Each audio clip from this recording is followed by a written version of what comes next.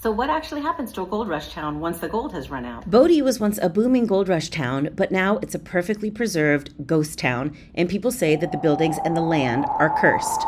Bodie is actually named after W.S. Bodie, who was a tinsmith from Poughkeepsie, who, in search of gold and adventure, crossed the Sierra Nevada slope in 1859. He did find gold, and his discovery actually sparked a gold rush, and the town of Bodie, California, sprang up around that spot. In a sad turn of events, though, he did not ever profit from the gold nuggets he unearthed. After he and his indigenous companion decided to set up a winter camp near his find, they started out to make a supply trip to nearby Monoville. However, they got lost in a surprise blizzard, and when Bodie couldn't go any further, his companion went on without him. Bodie ended up freezing to death, and his body was not found until next spring. Since gold was found in them thar hills, a mine opened in the late 1860s and created a small mining population that eventually grew to over 5,000 by the late 1870s. Bodie's fame grew, and all sorts of people found their way to the town, populating it with businessmen, bankers, gamblers, ladies of the night, and wayward cowboys. By 1880, it had doubled its population to 10,000.